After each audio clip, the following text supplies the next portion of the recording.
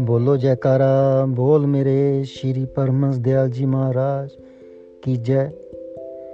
दोनों हाथ जोड़कर सर झुकाकर दयाल जी के चरणों में नमन करते हुए आज मैं आपको बहुत सुंदर लीला सुनाता हूँ। एक बार एक भगत जी अपनी गाड़ी से दिल्ली से मेरठ जा रहे थे। वो लगभग ऐसे हर महीने जाते थे। तो उस दिन रास्ते में उनको एक महात्मा जी ने हाथ देखकर रोका और कहा, बेटा कहाँ जा रहे हो? तो उन्होंने कहा, महात्मा जी मैं मेरठ जा रहा हूँ। तो उन्होंने कहा, क्या हमें रास्ते में छोड़ दोगे? उन्होंने कहा, कहाँ जाना है आपने? तो उन्होंने कहा, हमें नंगली में छोड़ देना। तो उन्होंने महात्मा जी को कार में बिठाया और चल दिए। रास्ते में महात्मा जी उनसे वार्तालाप करने लगे। तो महात्मा जी ने पूछा, बेटा कहाँ जा रहे हो? किस काम से जा रहे हो मेरठ? तो उन्होंने कहा, मेरा महात्मा जी केस चल रहा है वहाँ पे कोर्ट का, लेकिन फैसला नहीं हो रहा। 10 साल हो गए हैं ऐसे करते हुए। तो महात्मा ने कहा, बेटा इस बार आपका फैसला हो जाएगा और फैसला भी कोर्ट का आपके हक में ही आएगा। और अगर ऐसा हो गया तो जाते हुए हमें से जरूर मिल के जाना। तो वो भगत जी बहुत खुश हुए और उन्होंने महात्मा जी को नगली में छोड़ा और उनसे पूछा, महात्मा जी आते वक्त जब मैंने आपसे मिलना है तो मैं कहाँ ढूंढूंगा आपको और आपका नाम क्या है? महात्मा ने कहा, आपने नगली में इसी जगह पर आकर किसी से पूछ लेना स्वरूपानंद जी कहाँ रहते हैं। तो भगत जी ने कहा, ठीक है महात्मा जी, देखता हूँ आता हूँ। जब वहाँ कोर्ट पहुँचे भगत जी मेरठ में, तो जाते वकील ने कहा, आपका केस हो गया भाई साहब, आपके हक में हो गया फैसला। तो उनको महात्मा के वचन याद आए। उस सीधा गाड़ी लेकर महात्मा के पास पहुँचे वहाँ पर नंगली में। अब लगे महात्मा ढूंढने, कहाँ ढूंढूं, कोई एड्रेस तो है नहीं मेरे पास।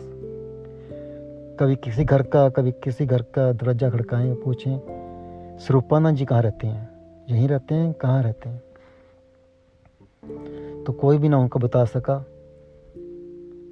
इतने में करते करते ऐसा ही करते हुए वो कुटिया में पहुंच गए, आश्रम में। तो वहाँ दरवाजा खड़काया, दोपहर का समय था, 1 बज रहा था। तो वहाँ पर किसी बाई जी ने दरवाजा खोला और पूछा, क्या चाहिए भगत जी? तो उन्होंने कहा, स्वरूपानंद जी यहीं रहते हैं। तो बाई जी ने कहा, यहाँ तो कोई नहीं रहता स्वरूपानंद जी के नाम से। तो उन्होंने कहा, कौन है, कैसे हैं, कैसे लगते हैं? तो उन्होंने कुछ आईडी से बताया, लेकिन बाई जी को कुछ समझ नहीं आया। तो बाई जी ने कहा, कोई बात नहीं, बाद में ढूंढ लेना, गर्मी है, आप अंदर आ जाओ, आराम कर लो, खाना खाओ, भोजन कर लो। तो वो अंदर आए तो वार्तालाप हुई। तो उन्होंने पूछा, ये किसका आश्रम है? उन्होंने कहा, ये नंगली सरकार का आश्रम है, हम उनके दासी हैं, जहाँ पर हम उनकी सेवा करते हैं। तो उन्होंने कहा, हमें भी दर्शन कराओ उनके स्वरूप के। तो उन्होंने कहा, अभी तो विश्राम कर रहे हैं, शाम को 4 बजे आपको दर्शन खोलेंगे तो दर्शन करवाएंगे, आप भोजन कर लो। तो भगत जी भोजन करके वार्तालाप करते हुए इतने में समय हो गया। तो भाई महात्मा जी ने गुरु महाराज को विराजमान करवा कर दर्शन खोले। तो भगत जी देखते हैरान हो गए, ये तो वही सुबह वाले महात्मा जी हैं, स्वरूपानंद जी।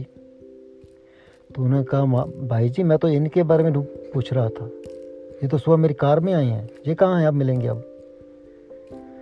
तो भाई जी ने कहा, ये तो नहीं अभी यहाँ पर हैं, ये तो अपनी लीला समेट के सच धाम में चले गए, लेकिन हम इनकी पूजा करते हैं, इनके स्वरूप की पूजा करते हैं। उन्होंने कहा, कैसे? मैं तो सुबह इनके साथ आया हूँ बातें करते हुए, मैं कोई धोखा नहीं खा रहा।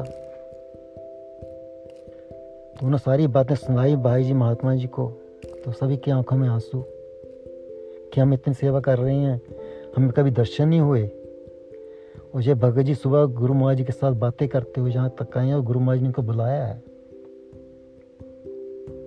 सभी की आंखों में आंसू थे, भगत जी की आंखों में भी आंसू थे। तो उस दिन के बाद भगत जी दिल्ली से हर संडे को श्री दर्शनों के लिए आते थे, सत्संग में आते थे नंगली साहब। तो देखो भक्तों, ये है लीला प्रभु की।